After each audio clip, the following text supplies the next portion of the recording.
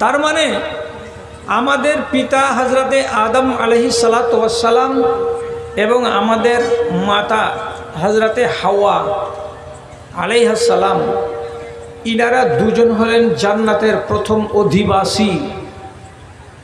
এবং তাদের দুজনকে হাদিসের ভাষায় স্পষ্ট বলা হয়েছে, ওরা দুজন আমাদের মা এবং বাবা। তাহলে মা এবং বাবার প্রথম স্টার্ট হয়েছিল জীবন কোথায়? জান্নাতে। মধ্যখানে অনেক ঘটনা গত হয়ে গেছে, তারপরে ওনারা জান্নাতকে ছেড়ে মাটিতে এসেছেন। এইখান থেকে আবার 1000 বছরের জীবনকে গত করে আবার এই ভূপৃষ্ঠের ভিতরে চলে গেছেন। এখান থেকে আবার তাদেরকে উঠিয়ে ওই জায়গাতে নিয়ে যাওয়া হবে যেখান থেকে তাদেরকে আল্লাহ রাব্বুল আলামিন বের করে দিয়েছিলেন, দুনিয়ার সফরে পাঠিয়েছিলেন। তাহলে কি বুঝলাম? উল্টা সফর। আপনার নসিবে লেখা আছে, আমার নসিবে লেখা আছে। এই সোজাভাবে হাঁটতে হাঁটতে হাঁটতে হাঁটতে একবার আপনাকে আবার উল্টো পথে হেঁটে যেখানে শুরু করেছিলেন সেই জায়গায় হাজির হতে হবে। এটা আপনি ভুলে যাবেন না। যদি বুঝতে আপনার ভুল হয় তাহলে আপনাকে স্পষ্ট ভাষাতে বলছি, কোনো ঝামেলার কথা না রেখে আল্লাহ রাব্বুল আলামিন এই দুনিয়াটাকে এত সুন্দর করে সাজিয়েছেন। আপনি তো আলেমের মুখ থেকে শুনেছেন যে এটাকে আল্লাহ তাআলা 6 দিনে তৈরি করেছেন, আসমানকে এবং জমিনকে। তারপরে এতে পাহাড় সাজিয়েছেন। এবার মাটির তলাতে যত খাজানা আল্লাহ রাব্বুল আলামিন তাও ভরে দিয়েছেন। ومن سيئات أعمالنا من يهده الله فلا مضل له ومن يضلله فلا هادي له وأشهد أن لا إله إلا الله وحده لا شريك له وأشهد أن محمدا عبده ورسوله أما بعد أعوذ بالله من الشيطان الرجيم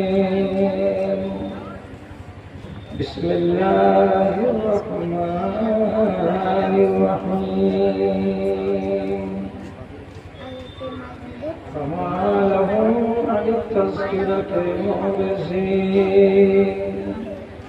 كأنهم حمر مستنفرة فرت من قسورة وقال الله تبارك وتعالى وإذا ذكروا لا يذكرون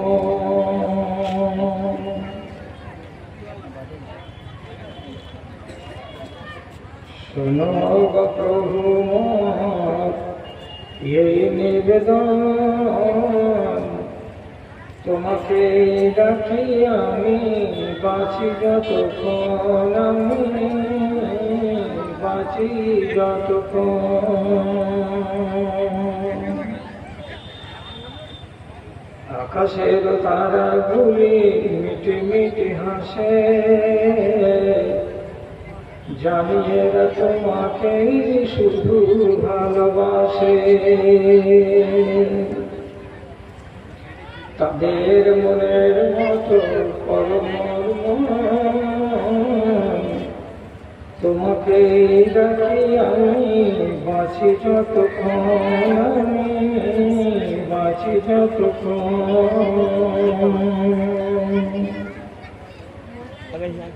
থেকে থেকে শুনি রাতে কত পাখি ডাকে, দুঃখকে জানে না তারা বড় সুখে থাকে, তারা বড় সুখে থাকে। সেই সুখে ভরে দাও আমার জীবন, তোমাকে ডাকি আমি বাঁচি যতক্ষণ, আমি বাঁচি যতক্ষণ।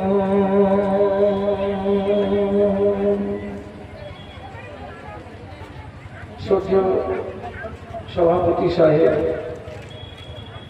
সমবেত এই এলাকার বিভিন্ন গ্রাম থেকে, মহল্লা থেকে, পাড়া থেকে আগত জ্ঞান পিপাসু, দিন দরদি আমার প্রাণের ভাই এবং বন্ধুগণ তথা মজলিস থেকে আড়ালে বসে থাকা আমার আদরের মাতা ও ভগ্নীগণ, আমি আল্লাহ রাব্বুল আলামিনের শুকরগুজারি করছি এবং তার হামদ সানা গাইছি যে আজ এই এলাকায় এই নবপ্রতিষ্ঠিত মাদ্রাসায় হাজিরি দিতে পেরে এবং আপনাদের সামনে মুখোমুখি হয়ে দু চারটি কথা বলার সুযোগ পেয়েছি। আপনারাও আল্লাহ রাব্বুল আলামিনের শুকরগুজারি করেন এবং তার একটু করে হলেও অন্তত তার স্তুতি বাদবাহী যে এখানে একটা দিনী ইদারা কায়েম হয়েছে, তারই সুবাদে এখানে আসতে পেয়েছেন এবং এখানে এসে মাদ্রাসার হাল হকিকত জানতে পারলেন। এবং এখানে যতগুলো উলামায়ে কেরাম আমন্ত্রিত হয়েছেন তাদের প্রত্যেকের কাছ থেকে একটু আধটু করে কিছু দিনই কথাকে শুনে আপনি আখিরাতের সম্বল হিসাবে কিছু পুঁজি এখান থেকে নিয়ে বাড়ি ফিরে যাবেন। এটা আপনার জন্য সুবর্ণ সুযোগ। কথা আর এলোমেলো করে না রেখে দিয়ে আপনাকে তাড়াতাড়ি করে মূল বক্তব্যটা শুনিয়ে দিই, আর দেওয়ার পরে আমি আমার সময়টাকে গত করি। বন্ধুরা, একটা কথা ভালো করে বুঝেন, আমাদের সফর শুরু হয়েছিল জান্নাত থেকে, মনে আছে আশা করি। তার মানে আমাদের পিতা হযরতে আদম আলাইহিস সালাতু ওয়াস সালাম এবং আমাদের মাতা হযরতে হাওয়া আলাইহিস সালাম, ইনারা দুজন হলেন জান্নাতের প্রথম অধিবাসী এবং তাদের দুজনকে হাদিসের ভাষায় স্পষ্ট বলা হয়েছে ওরা দুজন আমাদের মা এবং বাবা। তাহলে মা এবং বাবার প্রথম স্টার্ট হয়েছিল জীবন কোথায়? জান্নাতে। মধ্যখানে অনেক ঘটনা গত হয়ে গেছে, তারপরে ওনারা জান্নাতকে ছেড়ে মাটিতে এসেছেন। এখান থেকে আবার 1000 বছরের জীবনকে গত করে আবার এই ভূপৃষ্ঠের ভিতরে চলে গেছেন। এখান থেকে আবার তাদেরকে উঠিয়ে ওই জায়গাতে নিয়ে যাওয়া হবে যেখান থেকে তাদেরকে আল্লাহ রাব্বুল আলামিন বের করে দিয়েছিলেন, দুনিয়ার সফরে পাঠিয়েছিলেন। তাহলে কি বুঝলাম? উল্টা সফর। আপনার নসিবে লেখা আছে, আমার নসিবে লেখা আছে। এই সোজাভাবে হাঁটতে হাঁটতে হাঁটতে হাঁটতে একবার আপনাকে আবার উল্টো পথে হেঁটে যেখানে শুরু করেছিলেন সেই জায়গায় হাজির হতে হবে। এটা আপনি ভুলে যাবেন না। যদি বুঝতে আপনার ভুল হয় তাহলে আপনাকে স্পষ্ট ভাষাতে বলছি, কোনো ঝামেলার কথা না রেখে আল্লাহ রাব্বুল আলামিন এই দুনিয়াটাকে এত সুন্দর করে সাজিয়েছেন। আপনি তো আলেমের মুখ থেকে শুনেছেন যে এটাকে আল্লাহ তাআলা 6 দিনে তৈরি করেছেন, আসমানকে এবং জমিনকে। তারপরে এতে পাহাড় সাজিয়েছেন। এবার মাটির তলাতে যত খাজানা আল্লাহ রাব্বুল আলামিন তাও ভরে দিয়েছেন। তারপরে আবার আল্লাহ তাআলা কোরআন মাজিদের আরেক জায়গাতে বলছেন, ওয়ালাকাদ যায়্যানা সামাআদ দুনিয়া বিমাসাবিহা ওয়া জাআলনাহা রুজুমান লিশ-শায়াতিন।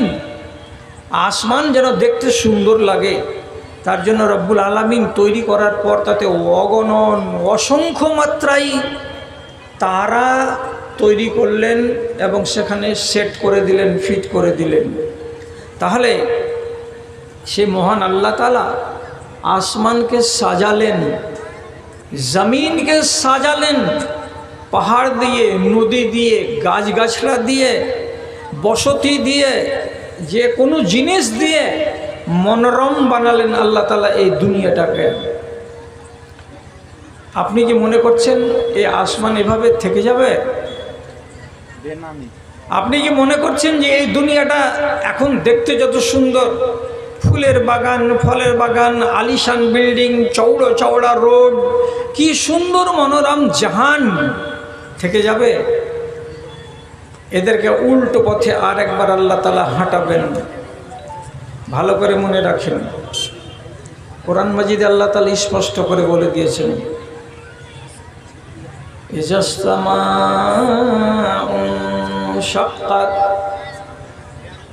কি তর্জমা? যেদিন আসমানকে টুকরো টুকরো করে দেওয়া হবে, যেদিন আসমানকে আল্লাহ রাব্বুল আলামিন কাগজকে 10 টুকরা করে হাতে উপরে তুলে যদি ছেড়ে দেওয়া যায় তো যেমন টুকরো টুকরো হয়ে পড়ে যায়, ঠিক সেই রকমই রব্বুল আলামিন এত সুন্দর করে সাজানো আসমানকে টুকরো টুকরো করে দেবেন, ছিঁড়ে সবকে খণ্ড খণ্ড করে দেবে। তাহলে একদিন ছিল না, তারপরে হলো, তারপরে আবার চলে গেল কোথায়? নাই। উল্টো পথে হাঁটা দেওয়ালেন কে? তো আল্লাহ তাআলা। এই যে জমিনে আপনি বাস করছেন, এই সুন্দর জমিনটাকেও আল্লাহ রাব্বুল আলামিন কোরআন মাজিদের ভেতরে স্পষ্ট করে বলছেন, ইন্না ওয়া ইন্না লাজাইলুনা মা আলাইহা সাইদান জুরজা। চোখের সামনে যত সুন্দর জমিনকে দেখতে পাচ্ছ, আল্লাহ রাব্বুল আলামিন যাকে এত সুন্দর করে নিজের হাতে সাজিয়েছেন, গড়িয়েছেন, সেই জমিনের উপরে কত সুন্দর সুন্দর ফুলের বাগান, কত সুন্দর সুন্দর ফলের বাগান, কত সুন্দর সুন্দর অট্টালিকা, কত গ্রাম, কত বসতি, কত পশু এবং কত পাখি, কি মনোরম দৃশ্য দিয়ে রব্বুল আলামিন সাজিয়ে রেখেছেন। এই দুনিয়ার কথাই তিনি বলছেন, ও মানুষেরা, একদিন আবার এই দুনিয়া যে ছিল না, মধ্যখানে আবার তৈরি হলো, তারপরে আবার আমি এই দুনিয়াটাকে একেবারে বিরান বানিয়ে দেব। কেমন বিরান? বালুর চরে যেমন কোনো গাছ দেখতে পাওয়া যায় না, ময়দানে যেমন মাইলকে মাইল, কিলোমিটারকে কিলোমিটার, কোনো বিরান মরুভূমিতে গাছগাছরা দেখতে পাওয়া যায় না, ঠিক সেই রকমই জমিনটাকে একেবারে মরুভূমি বানিয়ে দেব, খান্ডারাত বানিয়ে দেব, কিছু এখানে থাকবে না। তারপরে রব্বুল আলামিন বলছেন, ইজা জুলজিলাতিল আরজু জিলজালাহা, যেদিন এই জমিনকে তলকে উপর করে দেব এবং উপরকে তল করে দেব, দিয়ে তাকে লন্ড ভন্ড করে দিয়ে তাকে আমি একেবারে তছনছ করে দেব। তার মানে আসল রূপে সেই দিন জমিন থাকবে না। তার মানেটা কি? আল্লাহ রাব্বুল আলামিন একদিন এটাকে ছিল না, তিনি নিজে তৈরি করলেন, আবার সাজালেন, সাজার পরে এই দুনিয়ার উল্টা যাত্রা শুরু হলো, তাকে আল্লাহ রাব্বুল আলামিন আবার বরবাদ করে দিলেন। আপনার উল্টা যাত্রা শুরু হবে, বিশ্বাস করেন না করেন না? যে আমার উল্টা যাত্রা কীরকম শুরু হবে এটা তো আমি বুঝতে পারি না মৌলানা সাহেব। যদি বাহ্যিক নজরে আপনাকে আমি বলি তাহলে তার তর্জমা হলো এক, আর তাকে যদি হাদিস এবং কোরআনের দৃষ্টি দিয়ে বলি তো তাহলে সেটা হবে আর এক। তো যদি বাহ্যিক দৃষ্টি দিয়ে আপনি বুঝতে চান তাহলে ভালো করে বুঝুন, হাদিসের কথা বলছি, কোরআনের কথা বলছি আপনাকে। আপনি এখানে যে চেয়ারে বসে আছেন, আপনি তো বলছেন যে আমিটার ভেতরে দুটো জিনিস আছে, এটা বুঝেন না। যে কোনো ভাই, যে কোনো মা, যে যেখানে বসে আছেন, আপনি যে বলছেন আমি কে, তো আপনার নাম নুরুল ইসলাম। এই নুরুল ইসলাম নামের এই লোকটা শুধু একটা জিনিসের নাম নয়, আপনি এখানে দুটো জিনিসকে একসঙ্গে বয়ে নিয়ে বেড়াচ্ছেন। কি? একটা হলো আপনার দেহ, আর একটা হলো আপনার রূহ। আপনার দেহেরও ভেতরে আল্লাহ রাব্বুল আলামিন সুন্দর করে তাকে সঞ্চারিত করে রেখেছেন। তাহলে আপনি একই সঙ্গে একটা দেহের মালিক এবং সেই দেহের ভেতরে একটা রূহ আছে, তারও মালিক। এই দুটো জিনিসকে নিয়ে আপনি বেঁচে আছেন। এবার আপনি কত সালে জন্মেছিলেন? আপনি আমাকে উত্তর দিলেন আমি 1975 সালে জন্মেছিলাম। 1975 সালের আগে আপনি তাহলে ছিলেন না। তো ছিলেন তো কোথায় ছিলেন? তাহলে বুঝে নেন কথাটাকে, ছিলেন কোথায়? আপনার এই দেহটা মাটিতে ছিল এবং যে রূহটা আপনার দেহের ভেতরে লুকিয়ে রয়েছে সেটা আসমানের উপরে একটা নির্দিষ্ট জায়গাতে আল্লাহ রাব্বুল আলামিন মাহফুজ করে রেখেছিলেন। সহিহ হাদিসের ভেতরে লেখা আছে, আর রূহ জুনুদুন মুজান্নাদাতুন ফামান তাহাব্বা ইতালাফা ওয়ামান তাবাগাজা ইখতালাফা। রব্বুল আলামিন সারা জগৎবাসীর রূহগুলোকে একটা নির্দিষ্ট জায়গাতে মাহফুজ করে রেখেছেন। কোথায়? তো আসমানের উপরে। আপনার যে রূহটা আছে এখন দেহের ভেতরে, সেটা ছিল একদিন ওইখানে। আপনার দেহটা কোনখানে ছিল? মাটিতে ছিল। মাটিতে কেমন করে ছিল? তো আমার কথাটা কয় পয়সা? কোরআন বলছে যেটা কথা সেটাই তো বরহাক এবং সেটাই তো সত্য। আল্লাহ তাআলা বলছেন, ওয়া খালাকাল ইনসানা মিন সালসালিন কাল ফাখার। একবার এক কথা। আবার বিভিন্ন জায়গাতে আল্লাহ তাআলা বলেছেন মিন তোরাব। মানুষকে তৈরি করা হয়েছে মাটি থেকে। মাটি থেকে তৈরি করার মানে কি?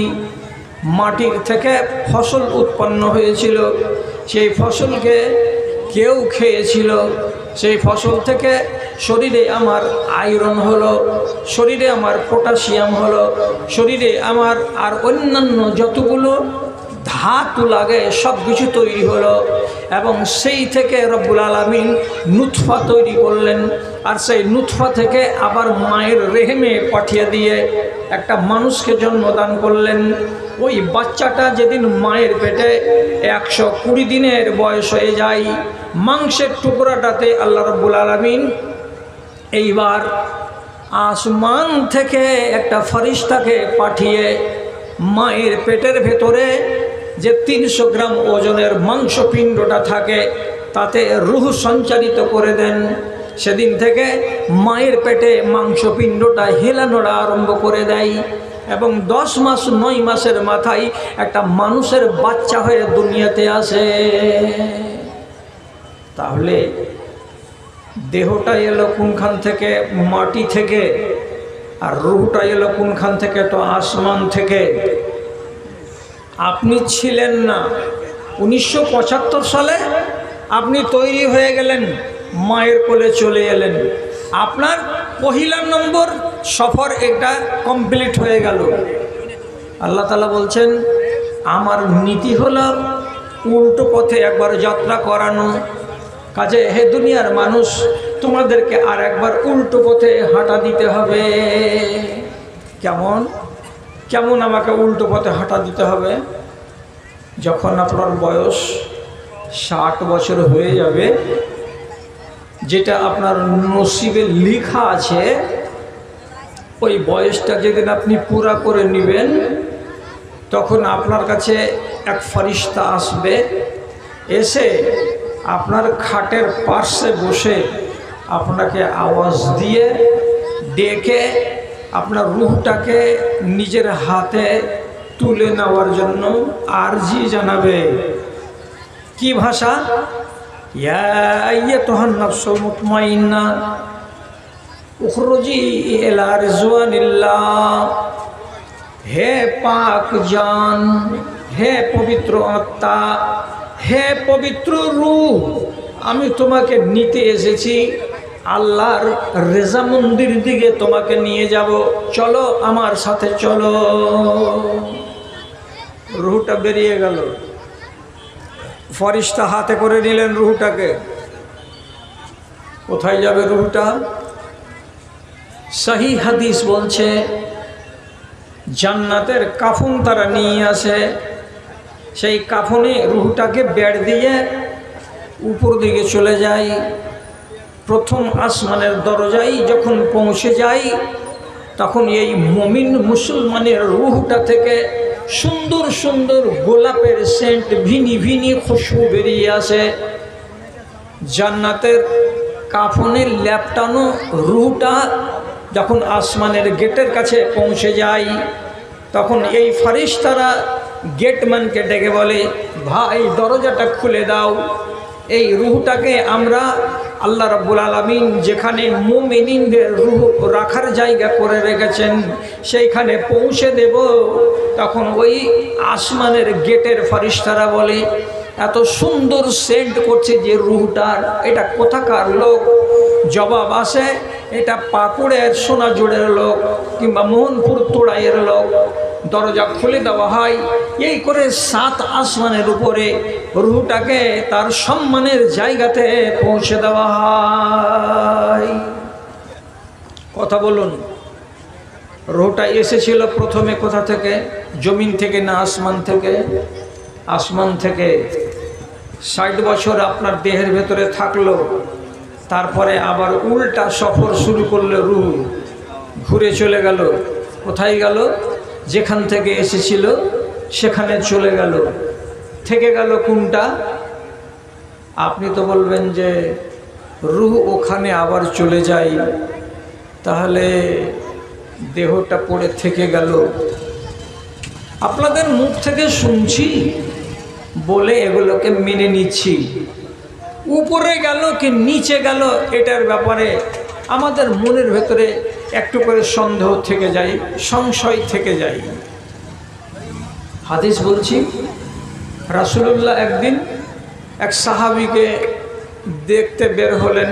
লোকটা অসুস্থ ছিল, তার নাম আবু সালমা। তো বাড়ির ভিতরে গিয়ে যদি দেখলেন তা আবু সালমা বেঁচে নেই, মারা গেছে।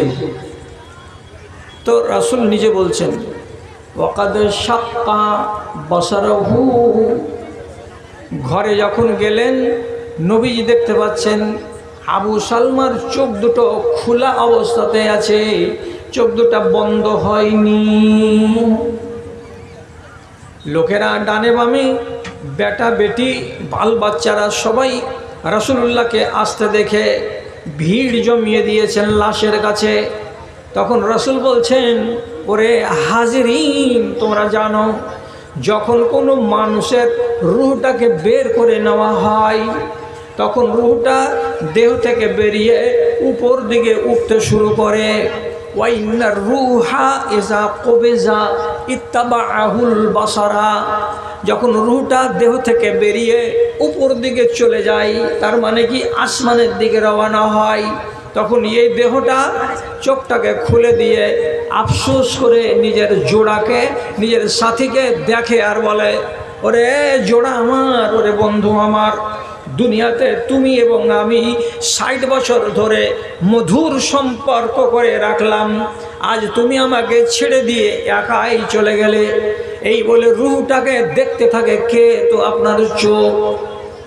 যখন রূহ বেরিয়ে যায় তখন দেহে শক্তি আর থাকে না, ওই অতএব খুলে যাওয়া চোখটাকে আর দেহের বন্ধ করার ক্ষমতা হয় না। দেহটার ভেতরে চোখটা খোলাই থেকে যায়। নবীজি আবু সালমার চোখ দুটাকে দুটা আঙুল দিয়ে চেপে পাতার সঙ্গে পাতাকে মিলিয়ে দিলেন, আর দেওয়ার পরে বললেন কেন খোলা থাকে? তো এই জন্য খোলা থাকে, অতএব দুনিয়ার মানুষেরা, তোমাদের মায়ের, তোমাদের বাপের, তোমাদের ভাইয়ের, তোমাদের কাউরি যখন রুহ বেরিয়ে যাবে তখন চোখটা খোলা থাকবে। অতএব তোমরা টাটকা টাটকা চোখ দুটোকে নিজের হাত দিয়ে বন্ধ করে দিও।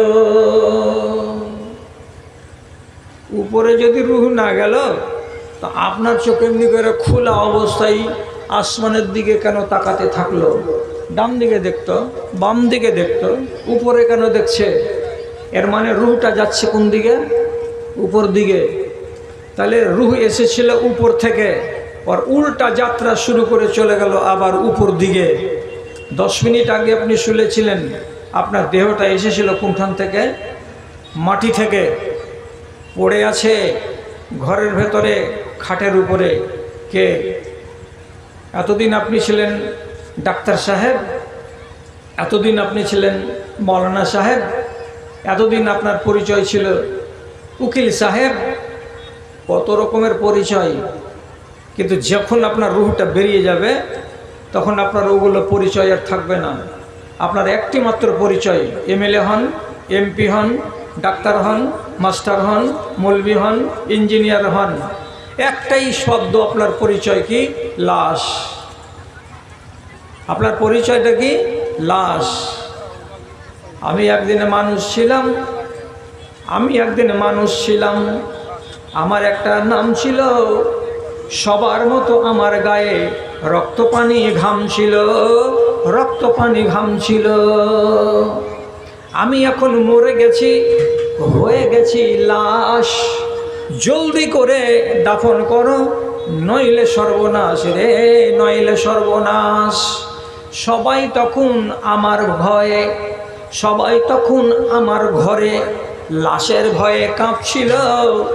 আমি একদিন মানুষ ছিলাম, আমার একটা নাম ছিল, সবার মতো আমার গায়ে রক্ত পানি ঘাম ছিল, রক্ত পানি ঘাম ছিল।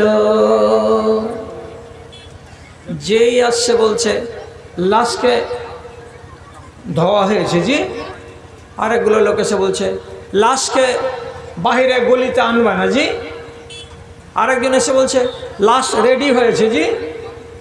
একই বলি লাশ লাশ লাশ।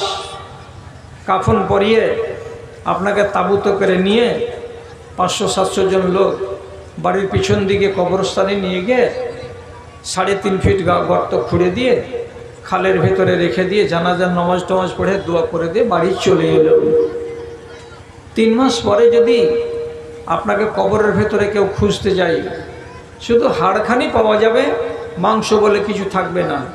5 বছর পরে যদি আপনার ওই জায়গায় কেউ কোদাল চালিয়ে দেখতে যায় কিছু আছে বাকি না নাই, তো দেখা যাবে শীত দাঁড়ার যেগুলো জোড় এবং মগজের মাথার যেগুলো খুল্লি, সেই বিশেষ বিশেষ হাড়গুলো বেঁচে আছে, আর বাকি হাড়গুলো সব মাটি হয়ে গেছে।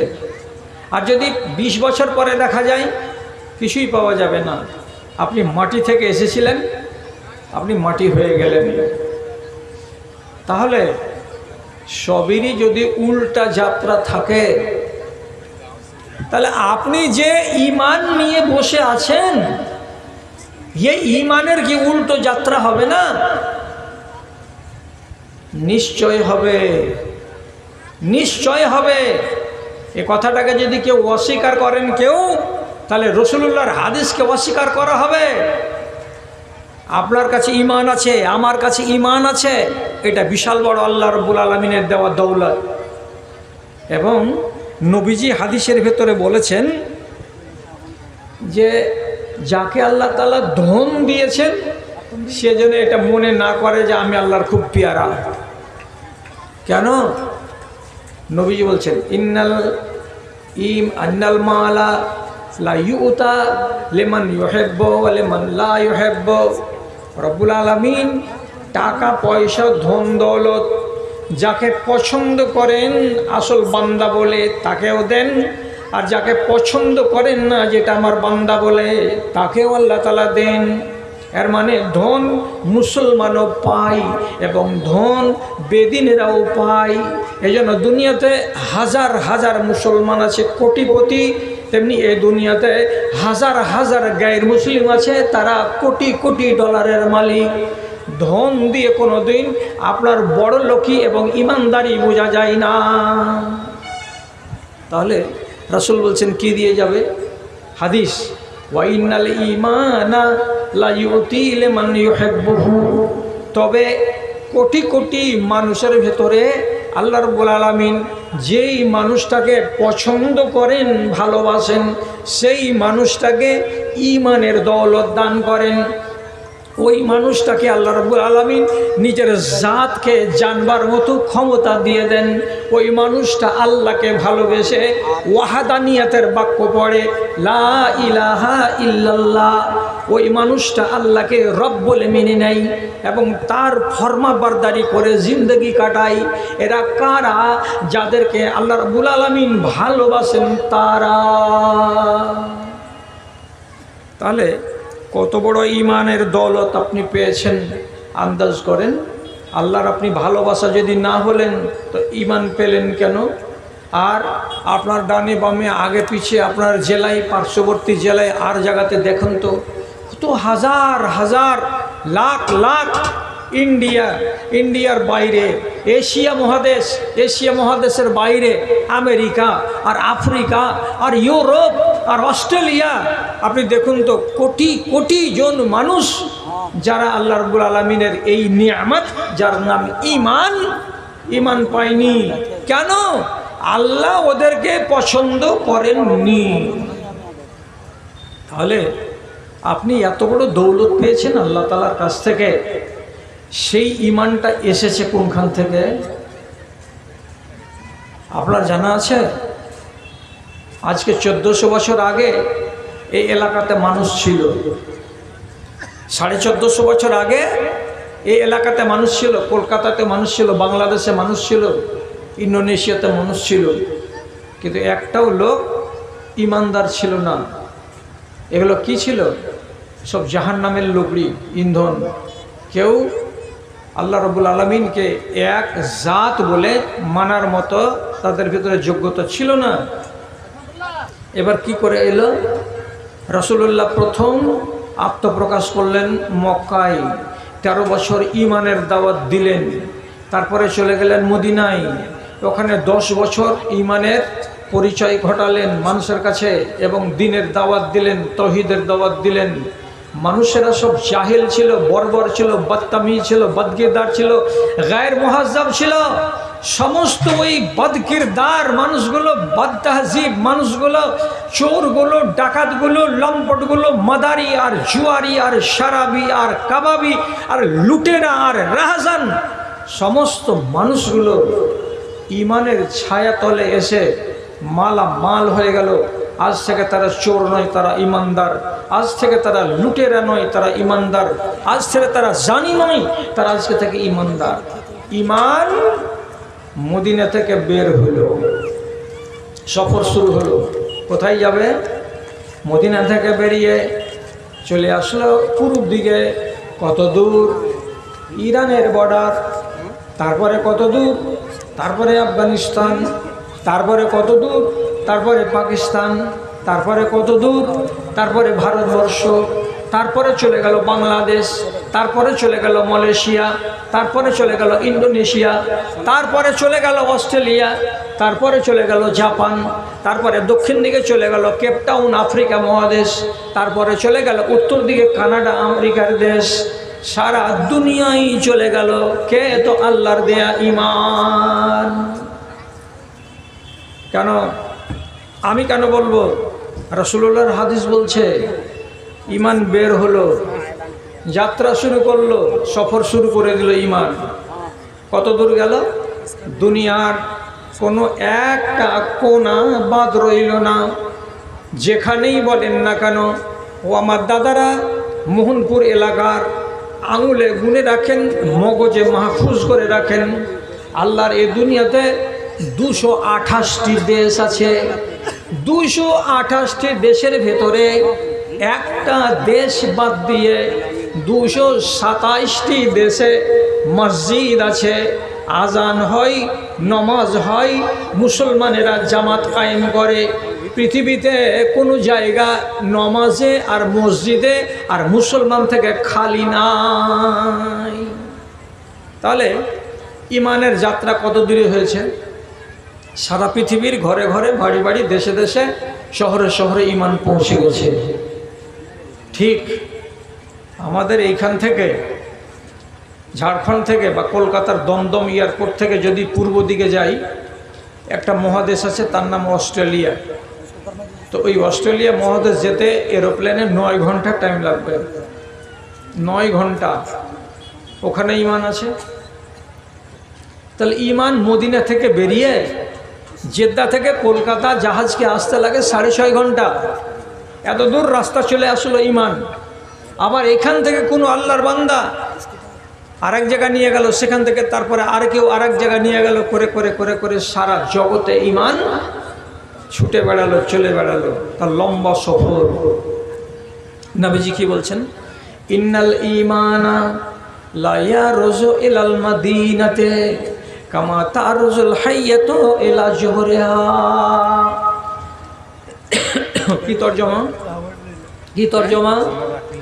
তো বলছে রাতের বেলায় একটা সাপ খাল থেকে বের হয়, বের হওয়ার পরে এই জমিটার ওই আল দিয়ে ওই আল দিয়ে ওই আল দিয়ে চড়ে চড়ে চড়ে চড়ে পূর্ব আল দিয়ে, উত্তর আল দিয়ে, দক্ষিণ আল দিয়ে ঘুরে ঘুরে যখন ফজরের টাইম হয়ে যায়, তখন আবার নিজের খালের ভেতরে এসে ঢুকে যায়। কেন? যে দিন হয়ে গেল বলে।